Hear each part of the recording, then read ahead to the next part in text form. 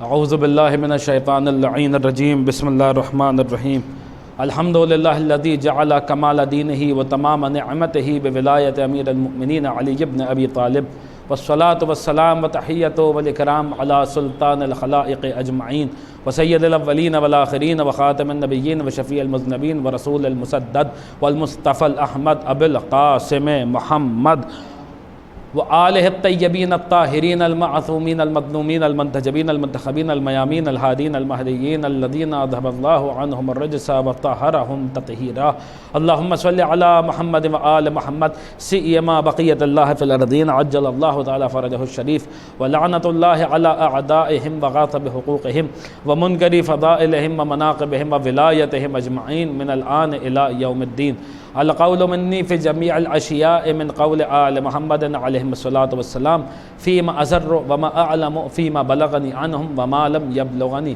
اما بعد فقد قال اللہ عز وجل اہدنا الصراط المستقیم صلوات بر محمد وآل محمد اللہم صلی علی محمد وآل محمد۔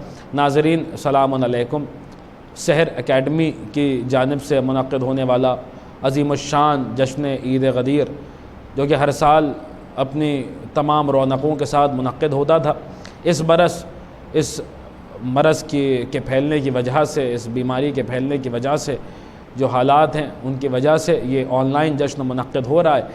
تو ان میں سب سے پہلے تو میں اس اکیڈمی کے تمام مومنین کو بالخصوص جناب تنویر صاحب اور عباس حیدر صاحب کی خدمت میں مبارکباد پیش کرتا ہوں، اور یہ کہ تمام مومنین رامپور کو بالخصوص اور اس چینل کے تمام سبسکرائبرز اور جو بھی ویورز ہیں ان کو بالعموم اس عید اللہ الاکبر کی مبارکباد پیش کرتا ہوں۔ ناظرین، میں نے جس شہرۂ آفاق آئے وافل ہدایہ کی تلاوت کا شرف حاصل کیا ہے، اسے ہر مسلمان اپنی ہر نماز میں اس آیت کی تلاوت فرماتا ہے اور اس کی تلاوت کرتا ہے، اور کوئی بھی ایسا شخص عالم اسلام میں نہیں ہے کہ جو اس آیت سے ناواقف ہو۔ دیکھیے، جب کبھی کوئی ضخیم کتاب لکھی جاتی ہے تو اس کتاب سے پہلے اس کا ایک مقدمہ لکھا جاتا ہے، اور وہ مقدمہ اس لیے ہوتا ہے تاکہ اگر کوئی شخص اس کتاب کو سمجھنا چاہے اور اس کے پاس اتنا وقت نہ ہو کہ وہ پوری کتاب پڑھے، تو وہ صرف اس مقدمے کو پڑھ لے، اس پیش لفظ کو پڑھ لے، اس فارورڈ کو پڑھ لے، اس پریفیس کو پڑھ لے، اور وہ یہ اس بات کا اندازہ لگا لے کہ اس پوری کتاب میں کیا چیز بیان کی گئی ہے، اس کتاب کی روح کیا ہے، اس کتاب کی جان کیا ہے، اس کتاب کا ماحصل کیا ہے، اس کتاب کا ماخذ کیا ہے۔ وہ مقدمہ اس لیے رکھا جاتا ہے تاکہ پوری کتاب کو انسان منٹوں میں سمجھ سکے۔ مثال کے طور پہ ہندوستان کا آئین ہے، بھارتیہ سمویدھان ہے، دا کانسٹیٹیوشن آف انڈیا ہے، بہت ضخیم کتاب ہے۔ اب اگر کوئی چاہے کہ اس پوری کتاب کو ہم پڑھیں تو پھر اس میں بہت وقت لگے گا، لیکن اگر کوئی چاہے، کوئی سوچے کہ صاحب کیونکہ ہم اس کتاب کو پڑھنے میں بہت وقت صرف ہوتا ہے اس لیے ہم اس پوری کتاب کو نہیں پڑھ سکتے، تو لہٰذا ہم ایک دم ہی اس سے نابلد ہو جائیں، ایک دم ہی اس سے ناواقف ہو جائیں، تو ایسی بات نہیں ہے۔ بلکہ اتنی ضخیم کتاب سے پہلے ایک مقدمہ رکھا گیا، اس مقدمے کو دا پریامبل آف دا کانسٹیٹیوشن کہا جاتا ہے، جو وی دا پیپل آف انڈیا سے شروع ہوتا ہے، اس کو پریامبل کہا جاتا ہے۔ ایک پیش لفظ رکھا گیا، ایک مقدمہ رکھا گیا، وہ ایک پیج کا ڈاکیومنٹ ہے، وہ ایک پیج کا پریامبل ہے، اور جو شخص اس پریامبل کو پڑھ لیتا ہے تو گویا یہ مانا جاتا ہے کہ آپ نے اس پورے آئین کی، سمویدھان کی، اس کانسٹیٹیوشن کی روح کو سمجھ لیتا ہے۔ جو شخص اس پریامبل کو سمجھ لیتا ہے گویا وہ اس کانسٹیٹیوشن کی روح کو سمجھ لیتا ہے۔ اس میں وہ تمام باتیں اجمالی طور پہ بیان کی جاتی ہیں کہ جن کی تفصیل اس کتاب میں موجود ہے۔ تو دیکھیے، بالکل یہی معاملہ قرآن مجید کے ساتھ بھی ہے۔ اب آپ دیکھیے گا، غدیر کا جس جشن کو منانے کے لیے ہم یہاں آپ حضرات کی خدمت میں اس وقت حاضر ہوئے ہیں، تو اس جشن عید غدیر کا خداوند عالم نے کیا اہتمام کیا ہے، اور کس کس انداز سے خدا نے اس اعلان غدیر کو کیا ہے، اور کس کس انداز سے خداوند عالم نے غدیر کا ذکر کیا ہے۔ آپ دیکھیے، تھوڑے الگ رخ سے گفتگو میں یہاں پہ کر رہا ہوں، پوری توجہ کے ساتھ سماعت فرمائیے کہ یہ جو پریامبل ہے، جو اس کو پڑھ لیتا ہے گویا وہ پوری کتاب کا ماحصل سمجھ لیتا ہے، اس کتاب کے ماخذ کو سمجھ لیتا ہے، اس کتاب کی روح کو سمجھ لیتا ہے۔ ویسے ہی معاملہ قرآن مجید کے ساتھ بھی ہے۔ 14 سورے، 6000 سے زائد آیتیں. اب اگر کوئی لمحوں میں اس کتاب کو سمجھنا چاہے تو پھر وہ کہے گا صاحب اتنی آیتیں کون پڑھے گا ایک وقت میں، کیسے اس پورے قرآن کو سمجھا جا سکتا ہے اور کیسے اس کی روح کو سمجھا جا سکتا ہے. تو دیکھیں خداوند عالم نے اہتمام کیا، جس خدا نے قرآن کو نازل کیا اسی خدا نے اس کے مقدمے کو بھی نازل کیا، اس کی روح کو بھی نازل کیا، اس کی جان کو بھی نازل کیا، اور اسی روح کتاب، اسی جان کتاب کو سورۃ الفاتحہ کہتے ہیں، سورہ الحمد کہتے ہیں. اب آپ دیکھیے کہ یہی جو سورہ الحمد ہے جو کہ در حقیقت اس کا وہی کام ہے جو پریامبل کا بھارتی ہندوستان کے کانسٹیٹیوشن میں اور ہندوستان کے آئین میں کام ہے، وہی کام سورہ فاتحہ کا، سورہ الحمد کا قرآن مجید میں ہے. گویا سورہ الحمد قرآن مجید کی روح ہے، اور اس کی روح کو بیان کرنے کے لیے قرآن مجید میں سورہ الحمد موجود ہے. اب آپ دیکھیے کہ یہ سورہ تو قرآن کی روح ہے، اور اس سورے کی روح ہے یہ آیت جو میں نے آپ حضرات کی خدمت میں تلاوت کی، اہدنا الصراط المستقیم، کہ خدایا ہمیں صراط مستقیم پہ قائم رکھ یا ہمیں صراط مستقیم دکھا. جو بھی ترجمہ بھی واضح ہو جائے گا، ہمیں صراط مستقیم پہ قائم رکھ یا صراط مستقیم پہ ہمیں صراط مستقیم دکھلا. تو عزیزان گرامی قدر یہ جو آیت ہے یہ سورہ فاتحہ کی روح ہے، یہ سورہ فاتحہ کی جان ہے. آپ کہیں گے وہ کیسے؟ ہم کہیں گے وہ ایسے کہ اس سے قبل جو آیتیں ہیں ان میں انداز گفتگو سکھایا جا رہا ہے، ان میں بتایا جا رہا ہے کہ دیکھو خدا سے جب کلام کیا جاتا ہے تو کیسے کیا جاتا ہے. اس میں اللہ کی تعریفیں، بسم اللہ الرحمن الرحیم، الحمدللہ رب العالمین، تمام تعریفیں اللہ کے لیے، الرحمن الرحیم جو رحمان الرحیم ہے، مالک یوم الدین جو روز محشر کا مالک ہے، ایاک نعبد و ایاک نستعین، ہم تیری عبادت کرتے ہیں اور تیری ہی مدد چاہتے ہیں. پھر اصل مطلب کو بیان کیا گیا، اصل مطلب کو بیان کیا کہ اہدنا الصراط المستقیم. اتنی تعریفیں اس لیے کی ہیں تاکہ تو ہمیں صراط مستقیم پہ قائم رکھ، اور اس کے بعد کی جتنی آیتیں ہیں وہ اسی کی تشریح ہیں، اسی کو واضح کیا جا رہا ہے. کون سا راستہ؟ صراط الذین انعمت علیہم، ان لوگوں کا راستہ جن پر تو نے نعمتیں نازل کی، غیر المغضوب ان کا راستہ نہیں جن پر تیرا غضب نازل ہوا، ولا الضالین اور جو گمراہ ہو گئے ان کے راستے پہ ہمیں ان کے راستے پہ ہمیں مت ثابت قدم رکھنا، ان کے راستے پہ رکھنا کہ جن کے اوپر تو نے اپنی نعمتوں کو نازل کیا ہے. تو اس کا مطلب یہ ہے کہ قرآن کی روح، قرآن کی جان تو سورہ فاتحہ ہے، اور سورہ فاتحہ کی جان یہ آیت ہے اہدنا الصراط المستقیم.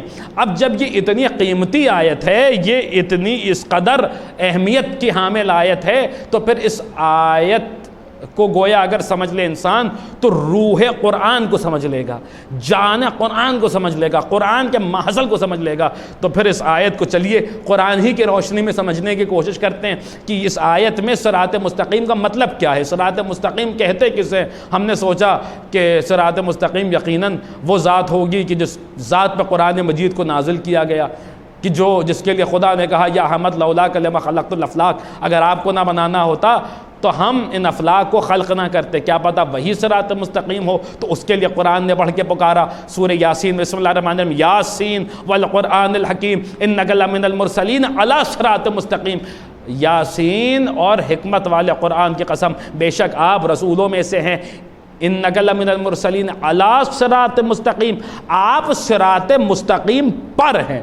لیجئے صاحب قرآن نے فیصلہ کر دیا کہ رسول خود صراط مستقیم نہیں ہیں بلکہ صراط مستقیم پر ہیں. تو اب ذرا اس ذات کو تلاشیے، ذرا یہ قرآن سے تو پوچھئے کہ آخر صراط مستقیم ہے کیا، صراط مستقیم کہتے کسے. خود قرآن بیان فرماتا ہے. ایک اور آیت ارشاد ہوا بسم اللہ الرحمن الرحیم، فاستمسک بالذی اوحی الیک انک علی صراط مستقیم. قرآن نے کہا کہ تم متمسک ہو جاؤ کسی خاص وحی سے، اور بے شک یہی صراط مستقیم ہے. یعنی پتہ چلا کہ ایک کوئی وحی ہے کہ جس وحی سے تمسک کا نام صراط مستقیم ہے، جس وحی کو پکڑ لینے کا نام صراط مستقیم ہے. تو قرآن بات تو اور الجھ گئی، آخر وہ وحی کیا ہے. آواز آئی سورہ النجم پڑھو، ارشاد ہوا سورہ النجم میں فَأَوْحَى إِلَىٰ عَبْدِهِ مَا أَوْحَىٰ، ہم نے وحی کی اپنے بندے پر جو وحی کی. لیجئے صاحب بات سلجھنے کے بجائے اور الجھی جا رہی ہے. اہدنا الصراط المستقیم، ہمیں صراط مستقیم پہ قائم رکھ. فاستمسک بالذی اوحی الیک انک علی صراط مستقیم، ایک خاص وحی سے متمسک ہو جاؤ اور بے شک یہی صراط مستقیم ہے. فَأَوْحَىٰ إِلَىٰ عَبْدِهِ مَا أَوْحَىٰ، ہم نے وحی کی اپنے بندے پر جو وحی کی، خدایا اب اس جو کی تشریح کون کرے گا؟ آواز آئی کہ جس نے بیان کیا ہے وہی خود ہی کرے گا، اس جو کی تشریح بھی وہی کرے گا۔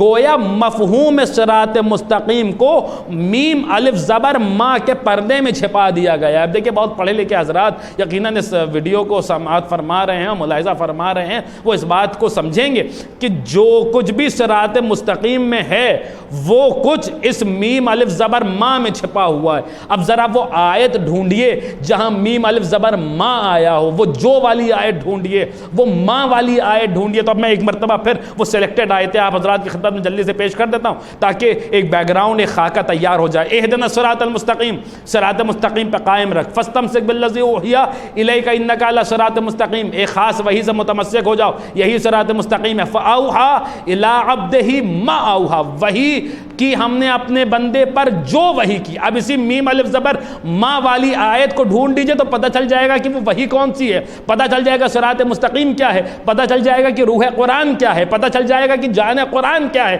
پتہ چل جائے گا کہ قرآن کا ماحصل کیا ہے۔ تو عزیزان گرام قدر بتانے کی ضرورت نہیں ہے، الحمدللہ ہماری قوم کے بچے کو یہ آیت یاد ہے کہ وہ میم الف زبر ما والی آیت کون سی ہے؟ یا ایھا الرسول بلغ ما انزل الیک من ربک وان لم تفعل فما بلغت رسالتہ واللہ یعصمک من الناس۔ اے رسول وہ پہنچا دیجئے جو کچھ آپ کے رب نے آپ پہ نازل کیا ہے، اور اگر یہ نہ کیا تو گویا کوئی کار رسالت انجام نہیں دیا۔ واللہ یعصمک من الناس، اور بے شک اللہ آپ کو لوگوں کے شر سے محفوظ رکھے گا۔ پتہ یہ چلا کہ صراط مستقیم ولایت علی کا نام ہے، صراط مستقیم اعلان غدیر کا نام ہے، صراط مستقیم علی کی ولایت کا نام ہے۔ گویا بتایا جا رہا ہے کہ دیکھو یہی ولایت جان قرآن ہے، یہی ولایت روح قرآن ہے، یہی ولایت قرآن مجید کا ماحصل ہے۔ عزیزان گرام قدر، تو میں عرض یہ کر رہا تھا، میں گزارش یہ کر رہا تھا حضرات کی خدمت میں کہ یہی صراط مستقیم قرآن مجید کی اصل ہے اور قرآن مجید کی روح ہے، اور یہی صراط مستقیم گویا اعلان ولایت امیر المؤمنین ہے۔ عزیزان گرام قدر، دیکھیے یہ آیت تو ہر کوئی سمجھ لیتا ہے کہ صراط مستقیم میں رسول خدا کو جو کہا جا رہا ہے کہ اعلیٰ صراط مستقیم، تو پھر لوگ اس کا ترجمہ کرتے ہیں کہ آپ صراط مستقیم پر ہیں، آپ صراط مستقیم پر ہیں۔ تو عزیزان گرام قدر، اگر یہاں پہ صراط مستقیم کا ترجمہ یہ کیا جائے گا، اعلیٰ کا ترجمہ یہ کیا جائے گا کہ آپ صراط مستقیم پر ہیں، تو پھر میں ایک اور آیت پڑھتا ہوں، ان ربی علی صراط مستقیم، بے شک قرآن پکار کے کہتا ہے بے شک میرا رب، میرا پروردگار علی صراط مستقیم، وہ بھی علی صراط مستقیم ہے۔ تو اللہ کے لیے تو نہ پر ہے، نہ کسی شے کے اوپر ہے، نہ وہ کسی شے کے نیچے، اس کے لیے تو یہ تمام چیزیں ہیں نہیں، وہ تو جسم و جسمانیت سے منزہ ہو، مبرہ ہے، تو اس کے لیے تو یہ تمام چیزیں ہیں نہیں۔ تو پھر یہ کس کے لیے کہا جا رہا ہے کہ یہ اس اللہ کا ترجمہ کیا ہے، اس اللہ کے معنی کیا ہیں؟ تو عزیزان گرام قدر پتہ یہ چلا کہ کیونکہ صراط مستقیم علی کی ولایت ہے، صراط مستقیم علی کی ولایت ہے، صراط مستقیم کی حقیقت امیر المومنین ہے، لہٰذا اب یہاں پہ اللہ کا ترجمہ بدل جائے گا۔ وہ اللہ کی جو رسول کے لیے آیا ہے اور وہ اللہ جو خدا کے لیے آیا ہے، دونوں کے معنی ایک ہوں گے۔ وہاں پہ کہا گیا یاسین والقرآن الحکیم انک لمن المرسلین علی صراط مستقیم، آپ علی صراط مستقیم ہیں۔ اللہ کے لیے کہا گیا ان ربی علی صراط مستقیم، وہاں بھی علی صراط مستقیم۔ تو پھر ترجمہ یہاں پر نہیں ہوگا، بلکہ ترجمہ کیونکہ صراط مستقیم علی ہیں، لہٰذا ترجمہ یہ ہوگا کہ میرا نبی بھی علی والا ہے، میرا خدا بھی علی والا ہے۔ عزیزان گرام قدر، صراط مستقیم کی حقیقت امیر المومنین ہے۔ اب دیکھیے اسی بہت ساری آیتیں ہیں، لیکن میں کہاں تک کن کن آیتوں کو آپ حضرات کی خدمت میں بیان کروں۔ جب ابلیس ملعون سے جو مکالمہ کیا گیا، اس مکالمے میں بھی یہ کہا گیا کہ ھذا صراط علی مستقیم، ھذا صراط علی مستقیم۔ اس آئے وافل ہدایہ کا جو ترجمہ علامہ مقبول احمد صاحب قبلہ اعلی اللہ مقامہ نے کیا، ان کے پاس دلائل تھے، انہوں نے دلیلوں کے ساتھ ترجمہ کیا کہ میں ترجمہ کیوں کر رہا ہوں، اب میرے پاس وقت نہیں کہ میں ان دلیلوں کو پیش کروں، صرف ان کا ترجمہ سن لیجئے۔ ھذا صراط علی مستقیم، لوگ پوچھتے ہیں نام علی قرآن میں کہاں ہے، تو مولانا مقبول احمد صاحب کہتے ہیں کہ یہاں ہیں، ھذا صراط علی مستقیم، بے شک یہ جو علی ہے اسی کا راستہ ہی صراط مستقیم ہے۔ ھذا صراط علی مستقیم، یہی جو علی ہے اس کا راستہ صراط مستقیم ہے۔ اگر مقبول احمد صاحب کی بات نہ بھی مانے، جب بھی دیکھیے دو لفظ ہیں عربی میں جو اشارے کے لیے استعمال ہوتے ہیں، ایک ہے ہاذا، ایک ہے ذالکا۔ ہاذا کہتے ہیں دس کو، ذالکا کہتے ہیں دیٹ کو۔ ہاذا کہتے ہیں قریب کی طرف اگر اشارہ کرنا ہو تو کہتے ہیں ہاذا، اور دور کی طرف اگر اشارہ کرنا ہو تو کہتے ہیں ذالکا۔ اب قرآن مجید نے جو لفظ استعمال کیا وہ استعمال کیا ہاذا۔ اور دیکھیے قرآن قول ہے، قرآن سٹیٹمنٹ ہے، فعل نہیں ہے، ایکشن نہیں ہے۔ ہاذا محتاج ہے فعل کا، یہ جو لفظ ہے ہاذا یہ محتاج ہے فعل کا، یعنی کوئی ہے جو اپنے ایکشن سے بتائے کہ قریب والی شے کون سی ہے، کوئی ہے جو اپنے ایکشن سے بتائے کہ دور والی شے کون سی ہے، اپنے فعل سے بتائے کہ قریب والی شے کون سی ہے، اپنے فعل سے بتائے کہ دور والی شے کون سی ہے۔ قرآن نے لفظ استعمال کیا ہاذا، ہاذا۔ اب یہ ہاذا کسی کے اشارے کی محتاج ہے، اور وہ اشارہ کس کا ہوگا؟ تو ظاہر سی بات ہے جس پر قرآن نازل ہو رہا ہے وہی اشارہ بھی کرے گا، اور وہی بتائے گا کہ یہاں ہاذا سے مراد کیا ہے، وہ اشارہ کر کے بتائے گا کہ ہاذا یہ ہے، ہاذا یہ ہے، ہاذا یہ ہے، ہاذا صراط علیہ مستقیم، بے شک یہی جو راستہ ہے یہ صراط مستقیم ہے۔ شاید یہی وجہ تھی کہ کیونکہ قرآن قول ہے، سٹیٹمنٹ ہے، ایکشن نہیں ہے، اسی لیے رسول خدا خود بھی ممبر پہ گئے اور علی کو بھی ممبر پہ لے گئے، خود کو بھی اپنی بھی زیارت کرائی، علی کی بھی زیارت کرائی، اور پھر علی کی طرف اشارہ کر کے کہا فہذا علی مولا۔ گویا قرآن کے ہاذا کی تشریح رسول خدا کا یہ ہاذا ہے جو فہذا علی مولا میں آ رہا ہے۔ عزیزان گرامی قدر، ناظرین کرام، بہت ساری باتیں اس ذیل میں کی جا سکتی ہیں، آپ ہر سال سنتے ہی ہیں، بہترین شعراء سے سنتے ہیں، خطباء سے سنتے ہیں، واعظین سے سنتے ہیں۔ اس برس جو ان حالات میں محفل ہو رہی ہے تو بہرحال آپ آن لائن سنیں گے، ابھی آپ نے یقیناً ذاکرین سے اور شعراء سے اور مدح خانوں سے بھی سنا ہوگا، ان تمام باتوں کو بیان کرتے وہ بس ایک آخری بات اور پھر گفتگو تمام۔ عزیزان گرامی قدر، یہ جو رسول فرما رہے من کنت مولا ہو فہذا علی مولا، اس بات کو ذرا سمجھنے کی کوشش کیجئے۔ اور پھر رسول سے جو یہ کہا جا رہا ہے کہ وَإِن لَّمْ تَفْعَلْ فَمَا بَلَّغْتَ رِسَالَتَهُ، اگر یہ نہ کیا تو گویا کچھ نہ کیا، یہ نہ پہنچایا تو گویا کچھ نہ پہنچایا۔ تو یہ مجھ سے اور آپ سے کلام نہیں ہو رہا، آپ اس بات کی گہرائی اور گہرائی کو سمجھنے کی کوشش کیجئے کہ یہ رسول اللہ سے خطاب ہو رہا ہے۔ آپ پورا قرآن پڑھ ڈالیے، بسم اللہ کے بے سے لے کر ودناس کے سی تک اللہ نے کہیں رسول اللہ کا نام نہیں لیا، جب بھی مخاطب کیا تو کبھی نام لے کر مخاطب نہیں کیا۔ اس سے پہلے جتنے انبیاء گزرے سب کو نام لے کے بلاتا رہا، مگر رسول اللہ کا کبھی نام لے کر مخاطب نہیں کیا خداوند عالم نے۔ پورے قرآن مجید میں رسول اللہ کو کبھی نام لے کر مخاطب نہیں کیا ہے خداوند عالم نے۔ عزیزان گرامی قدر، آپ دیکھیے بہت ساری آیتیں، مثال کے طور پہ اللہ نے حضرت آدم سے کہا یا آدم اسکن انت و زوجک الجنہ، اے آدم تم اور تمہاری بیوی دونوں جنت میں رہ لو۔ لیجئے یہاں یا آدم، خدا نے آدم کو نام لے کے بولا۔ میں کتنی آیتیں سناؤں، مثال دے رہا ہوں صرف کچھ آیتوں کی۔ قال یا نوح لیس من اہلک، اے نوح جب بیٹا پہاڑ پہ چڑھا تو کہا اے نوح یہ جو تمہارا بیٹا یہ تمہارے اہل سے نہیں ہے۔ یعنی قرآن نے بتا دیا کہ معصوم کے مد مقابل جو بھی پہاڑ پہ چڑھے وہ ہمیشہ لا اہل ہی ہوتا ہے۔ یہ جو تمہارا بیٹا پہاڑ پہ چڑھا یہ تمہارے اہل سے نہیں۔ ابراہیم کے لیے سورہ صافات میں آیا وَنَادَيْنَاهُ أَن يَا إِبْرَاهِيمُ، اور ندا دی گئی کہ اے ابراہیم۔ لیجیے یا ابراہیم بھی قرآن میں موجود ہے۔